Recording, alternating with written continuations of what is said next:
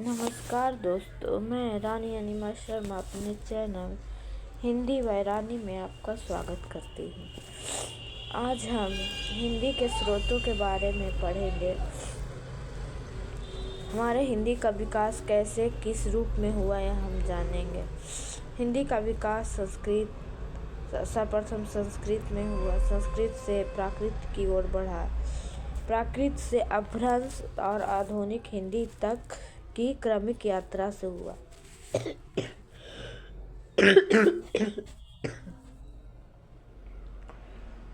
संस्कृत की भाषा प्राचीन व्यवस्थित भाषा व्याकरण पाणिनि द्वारा विकसित किया गया।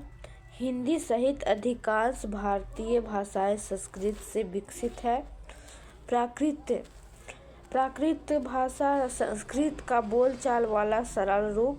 प्रमुख प्राकृत भाषाएं जिसे सौरसेनी मागधी महाराष्ट्रीय भाषा के रूप में जाना जाता है। जो प्राकृत भाषा है वो संस्कृत का बिगड़ा हुआ रूप है जो प्राकृतिक बोला गया है। तीसरा, प्राकृत से होते हुए अपभ्रंश की ओर आता है। प्राकृत और अधिक सरल पर्वतीय रूप हिंदी की प्रारंभिक बोलियां अपभ्रंश से उपजी हुई है। अपभ्रंश साहित्य सरहप्पा लुइपा आदि बोली गई है। लुइपा से विकसित की गई है। हिंदी बोलियों का उदय हुआ अपभ्रंश से हुआ। अवधी ब्रजभाषा मैथिली बुंदेली भोजपुरी। आपको एक बात कहना चाहेंगे, बोलियां जो है क्या है। बोलियां जो हमारे गांव में, हमारे मोहल्ले में, हमारे आसपास के क्षेत्रों में जो भाषाएं बोली जाती है उन्हें बोलियां कहते हैं। जैसे अवधी ब्रजभाषा मैथिली बुंदेली भोजपुरी। आधुनिक हिंदी खड़ी बोली पर आधारित है। जो हमारे आधुनिक हिंदी हम लोग आजकल बोलते हैं उसे खड़ी बोली कहा जाता है। खड़ी बोली आधुनिक साहित्य की भाषा है। 18वीं शताब्दी अंत में नजीर अकबराबादी, 19वीं शताब्दी भारतेंदु हरिश्चंद्र हिंदी का नवजागरण जिन्हें कहा जाता है। द्विवेदी युग भाषा का परिष्कार। द्विवेदी युग जो भाषा का परिष्कार है। छायावाद जिसके अंतर्गत प्रसाद पंत निराला महादेवी वर्मा ने खड़ी बोली का विस्तार किया। प्रयोगवाद में अज्ञेय जी ने किया। नई कविता शमशेर धर्म भारती इत्यादि ने किया। आइए हम हिंदी की लिपि देवनागरी के बारे में जानते हैं। देवनागरी स्वर प्रधान लिपि है। बाएं से दाएं लिखी जाती है।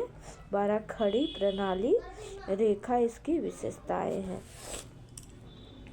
हमारी जो हिंदी लिपि है वो अक्सर आप लोग लिखते भी होंगे तो बाएं से दाएं लिखते होंगे।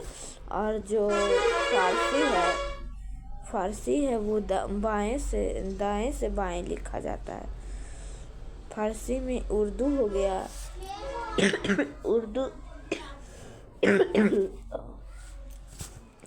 माफ कीजिएगा।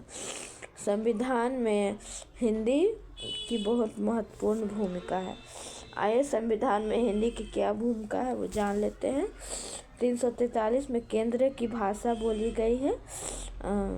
हिंदी लिपि देवनागरी लिपि है। 344 में राजभाषा आयोग का गठन किया गया है।